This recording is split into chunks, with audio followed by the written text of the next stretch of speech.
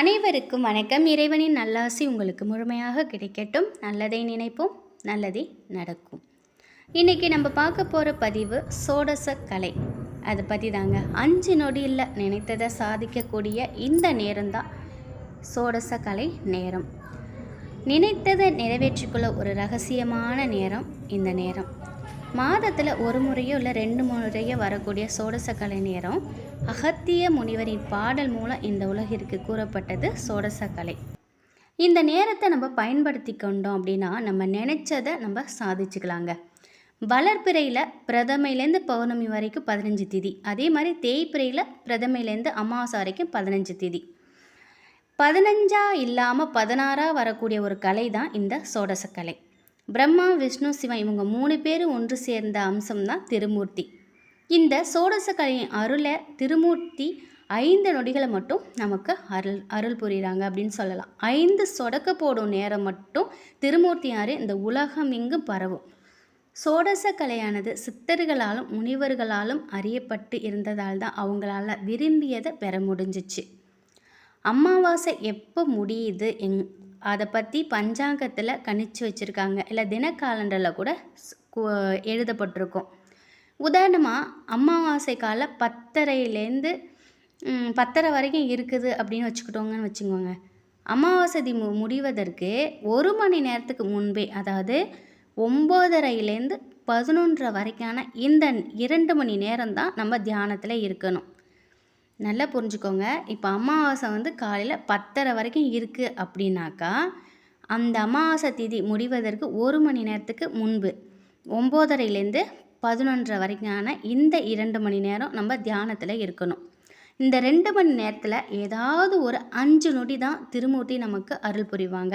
இந்த நேரம்தான் சோடசக்கலை நேரம் அப்படின்னு சொல்லப்பட்டிருக்கு.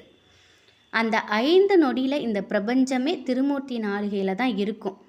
இந்த பூமியில் உள்ள மனுஷன் உட்பட அனைத்து உயிரினங்களும் ஒரு 5 நொடி சூட்சமத்தில் அதிரும். அந்த நேரத்தில் நம்ம மனசில் என்ன நினச்சிட்டு தியானம் செய்கிறோமோ அது நிச்சயம் நடக்கும். அந்த வேண்டுதலை ஏதாவது ஒன்றை நோக்கி தான் நம்ம வைக்கணும். பல வேண்டுதலெல்லாம் வைக்கக்கூடாது. ஒரே ஒரு வேண்டுதல் தான் வைக்கணும். இந்த சோடசக்கலை தியானத்தை நம்ம வீட்டில் இல்லை கோவிலில் நம்ம பண்ணலாம். தியானத்தில் இருக்கும்போது அந்த இடம் அமைதியாக இருக்கிற மாதிரி பார்த்துக்கணும். வெறும் தரையில் உட்காரக்கூடாது. ஏதாவது ஒரு துணியை விரித்து இல்லை மரப்பாலைகளை நம்ம உட்காந்துக்கலாம். தியானத்தப்போ அசைவ உணவு நிச்சயம் சாப்பிடக்கூடாது. நல்லா டைட்டான ட்ரெஸ்ஸஸும் போடக்கூடாது. நம்ம வடகிழக்கு திசையை நோக்கி அமர்ந்து தியானத்தில் ஈடுபடணும். நல்லா பார்த்துக்கோங்க, வடகிழக்கு திசை அதை நோக்கி நம்ம அமர்ந்து தியானத்தில் ஈடுபடணும். நோய் தீரணும், நம்ம பெரிய கோடீஸ்வரர் ஆகணும், கடன் தீரணும், ஆரோக்கியமாக இருக்கணும், குழந்தை பிறக்கணும், சீக்கிரம் திருமண தடை நீங்கணும், இந்த மாதிரி ஏதாவது ஒரே ஒரு வேண்டுதலை நீங்கள் மனசில் வச்சுக்கிட்டு நீங்கள் இதை பண்ணணும். இந்த சோடசக்கலையை மனுஷர்களாக பிறந்த யார் வேண்டாலும் செஞ்சு பயன்பெறலாம். இது அப்படிப்பட்ட ஒரு தெய்வீக கடவுள் நமக்கு கொடுத்த மிகப்பெரிய வரப்பிரசாதம் தான் நம்ம சொல்லணும். நம்ம நினச்சது கண்டிப்பாக அந்த 5 நொடி நடக்கும்.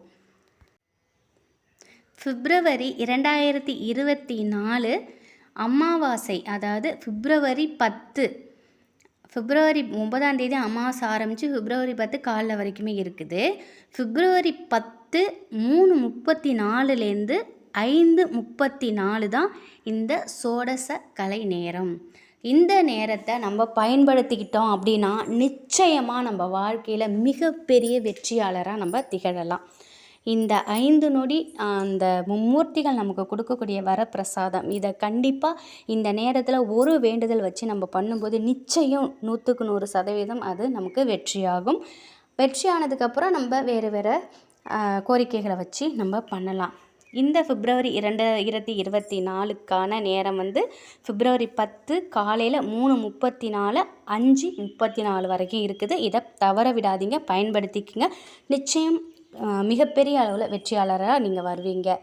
இந்த தகவல் உங்களுக்கு பயனுள்ளதாக இருக்கும் அப்படின்னு நம்புகிறேன். வேறொரு நல்ல தகவலோடு உங்களை சந்திக்கிறேன். நன்றி, வணக்கம், வாழ்க வளமுடன்.